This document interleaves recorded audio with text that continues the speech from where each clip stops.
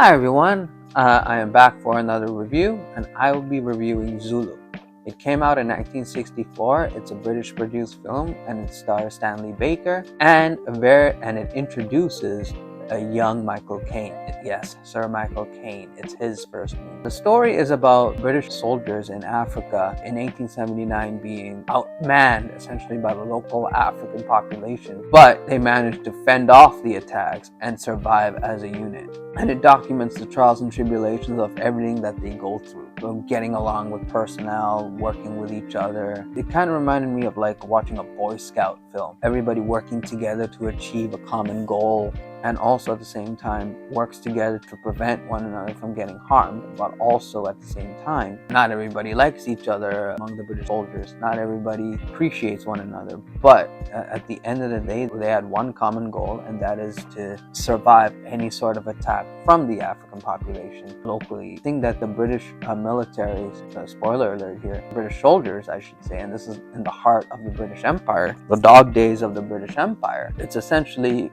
fending off attacks, but the local African population did not have guns. So they were confident in that regard that the British soldiers had the guns, but not the local African population. So what I've learned watching this is essentially like a mini history lesson in terms of who doesn't like who fights who, how do military teams, in this case colonial teams if you want, work together and fend off attackers. How do people who are in a minority survive people around a minority group of people, a small minority group of people who are outmanned by a majority that doesn't like them? How are they able to fend off attacks? How are they able to survive? And during the shooting of this film, a lot of local black actors in the UK were cast as African, and this film was entirely shot in England, and they were able to use a lot of black actors in the UK at the time to shoot the film. Even though it does deal with, as many say, it deals with some elements of racism,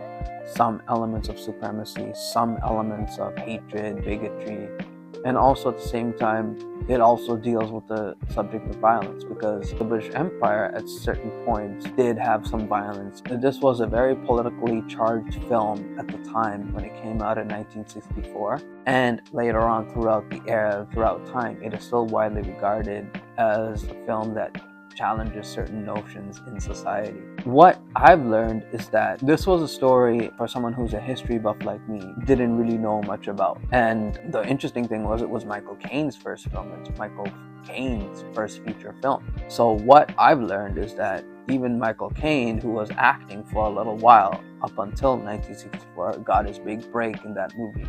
And also at the same time deals with a lot of political strife as well. Africans do not like the British in the movie, and the British don't like the local African population in the movie. And British have guns and the local African population doesn't. So the whole movie is essentially British outposts defending themselves against attacks from the local African community. But at the end, it's actually a great scene. In terms of like a film scene, I would say it's a great scene for how the violence at the end was portrayed. But I'll leave it at that. And I will say it is an interesting movie to watch, and I'll see you guys at the next review.